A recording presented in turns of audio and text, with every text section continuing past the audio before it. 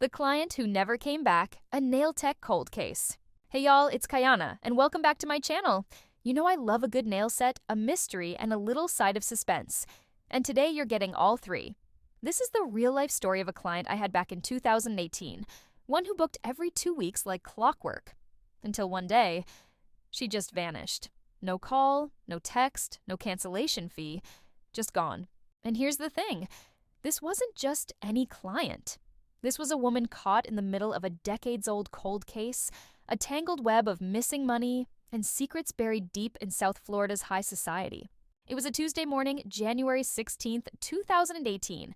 I had a 9 a.m. client booked. Nina Delacroix, bougie name, right? She looked like old money, too. Always came in with her Cartier bangles stacked, silk scarf, vintage Louis bag. But she was sweet, tipped $40 every time, and never flinched at my prices, even when I raised them. My little home nail studio was in a cozy rental off Biscayne BLVD in Miami. I had my matcha latte in hand, playlist on low, files and bits laid out. I was ready, but 9 a.m. came and went. No Nina. At 9:15 I texted her, no response. By 10 a.m. I figured she just flaked. It happens, right? But then she never rebooked. Weeks passed, then months. And something about it didn't sit right with me. I tried to brush it off. Maybe she moved, maybe she found another nail tech. But one day I ran into another client who also knew Nina, kind of. She told me something that made my stomach drop. Girl, didn't you hear? That woman's name isn't even Nina. Wait, what? Now I'm the kind of person who will deep dive a stranger's LinkedIn at 2 in the morning just because their job title sounds fake. So best believe I started digging. I pulled up my old Square appointment history, matched her card info, and Googled the name attached to her payment. Nadine Crosswell. Turns out Nadine Crosswell was presumed dead since 2003. Yep, you heard me right. She was a financial consultant from Palm Beach County who vanished the day before she was set to testify in a fraud case involving a hedge fund worth $48 million. Her car was found near a marina. Body never recovered. Foul play suspected? So now I'm freaking out. I go full FBI mode. I find an old Reddit thread about her case. People swore she faked her death and escaped the country. But if she was Nadine, then she didn't escape far. She was getting Russian almond sets from me every other Tuesday in Miami for nearly 6 months. I even remember her talking about managing trusts and keeping a low profile. I was scared to tell anyone for a while because, what if I was wrong? But eventually, I submitted an anonymous tip through the Miami-Dade Crime Stoppers site. They never followed up. I checked the case again recently, still listed as cold. Just a few weeks ago, I got an email. No subject line, no sender name, just one sentence. Thanks for keeping my nails sharp. N. I swear I stared at that email for 10 straight minutes. I still don't know if it was real, if someone's playing a game, or if Nina is out there somewhere living under yet another name. So yeah, what started as a normal day in the life of a nail tech turned into the weirdest cold case connection I've ever stumbled into. A few days after that strange email, I went digging through my old client drawer. You know, the one with waivers, appointment notes, and those little client cards I used to track sets before I went fully digital. I found Nina's card. On the back, scribbled in faint pencil, was a number, 83927-014. No name, no context. Just that.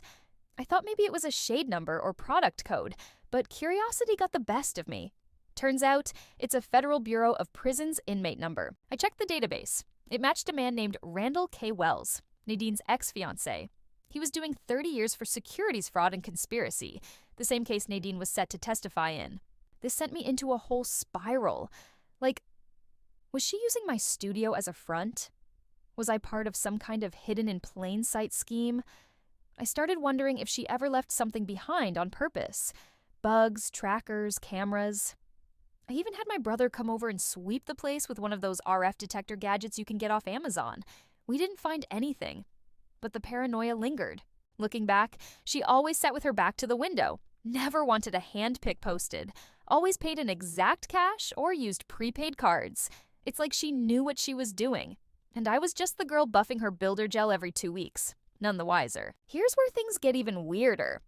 In 2020, I did a set for this college girl who was studying criminal justice. I told her the story just for fun. Weeks later, she DM'd me a screenshot from her class discussion board. A professor posted an old FBI case file with redacted witness lists, and guess what name she found scribbled in the margin of one scanned doc? N. Delacroix. The document was tied to a cold case out of New York. A missing forensic accountant. No body, no leads. Sound familiar? It's like she's been haunting financial crime scenes for decades, changing names, changing faces, always staying one glitter top coat ahead. I still remember the last set I did for her. It was a sharp stiletto design, matte black base, gold foil, tiny blood red rhinestones right at the cuticle line. She called it Quiet Power. I just thought it was edgy. But now, it felt more like a warning. I've recreated that set only once since, for a Halloween video. But every time I look at it, I feel like I'm being watched. Like maybe somewhere out there she's still wearing it, smiling at the irony. Maybe it's her way of saying, I was here, you almost figured it out. To this day, no one's been able to confirm if Nadine Crosswell is alive. No new leads, no reopened cases, nothing. Just whispers on Reddit threads and a growing pile of women who vanished around large sums of money, each with a different name but eerily similar vibes. Quiet, poised, luxury on a budget, and always perfect nails. So, next time someone tells you being a nail tech isn't interesting, remember, you never really know who's sitting across the table from you.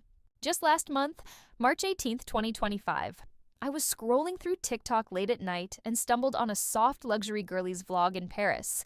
The usual aesthetic. Coffee, perfumes, museums, you know the vibe.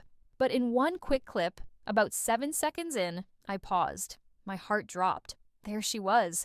At least, I think it was her, walking behind the vlogger at the Musée d'Orsay.